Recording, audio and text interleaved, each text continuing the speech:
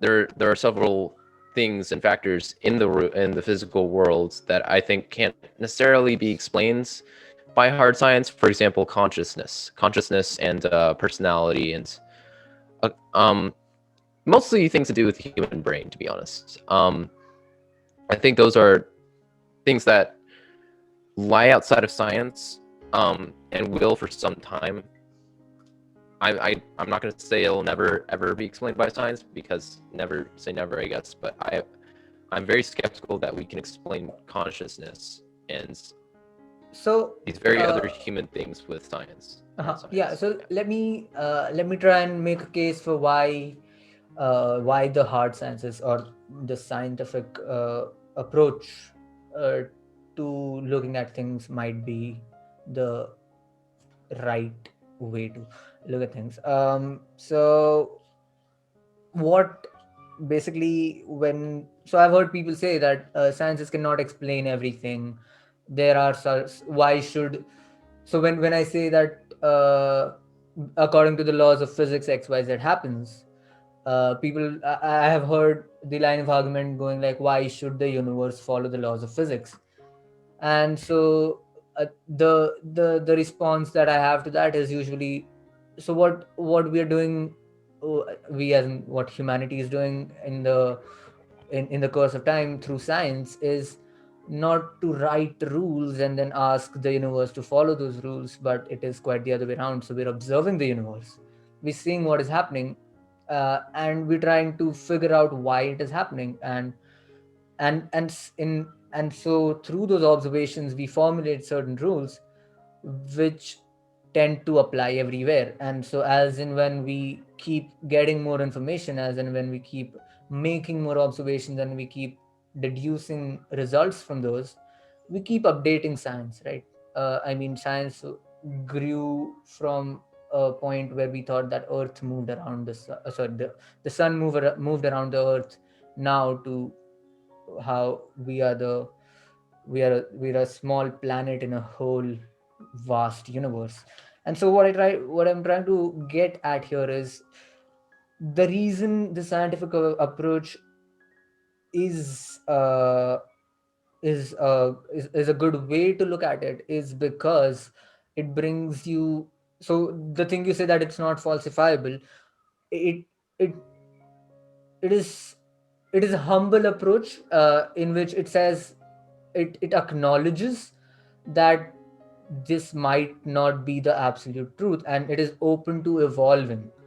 So when I say that the further uh, when you get more information, according to that information the scientific laws do change, and it is an inherent property of scientific laws to change. And so I think that is the reason it makes more sense to look at the world from that point of view rather than an individualistic point of view.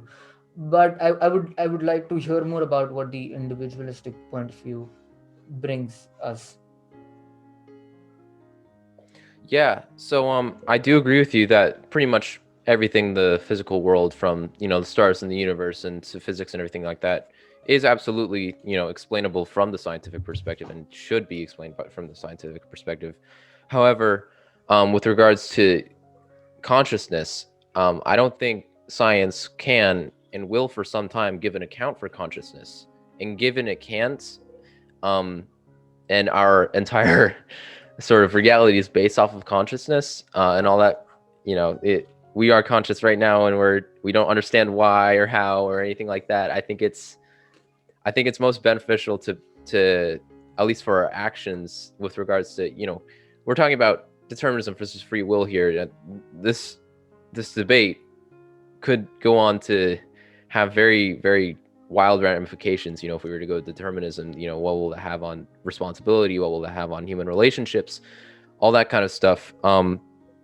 So because of the sort of very personalized effects and its very keen relationship with consciousness, I find that um, essentially the free will determinism debate isn't quite as subjected to the scientific method as other sort of topics. So I guess that's my account, and because of that, I'm going more with an individualist perspective of compatibilism versus free will kind of view, rather than a sort of hard explanation for things to come. But yeah, you are right, that the scientific method rules all pretty much every other category. But I have a question for you. Do you think what do you think about consciousness? What do you have an account for that? Do you think science really has any place to say anything in that dominion, even though we don't even understand anything about it yet? Right. So when you say we don't understand about science, about consciousness through science, that is definitely true. I mean, neuroscientists are working to figure out a place for consciousness in the brain due to neurochemical activities or stuff like that. But yeah, you're right in saying that we've not made any progress, as far as I know. Again, that conclusively gives any evidence of it. Again, from a completely uneducated point of view, the way I think of consciousness is basically, what I think is everything that happens in the brain happens automatically through the neurochemicals processes that go on. And what I think consciousness is the brain's own image of itself. So what I mean by that is, because the human brain is essentially so well developed, it has the it has the power to create an image of itself. By that I mean the thoughts that you have in your head, you basically, they come to you as sort of sounds or images, right? And so what I think, and this is completely my 2 a.m. thoughts, that this is just because you have experienced the world and the brain remembers your experience of the world. And so whatever processes that are going on in the brain, your brain creates an image or a sound or out of it, and that is what comes to you as a thought. And that is what we basically call consciousness. I mean, one more reason that I like this is because, if you see the species that are not very well evolved, we tend to say that they do not have, uh, they are not as conscious as we are, as humans are. And I think, the evolution of the brain, if the evolution of the brain has something to do with consciousness, I think it needs to be based on the capacity of the brain, the increased capacity of the brain that brings you consciousness. What do you think?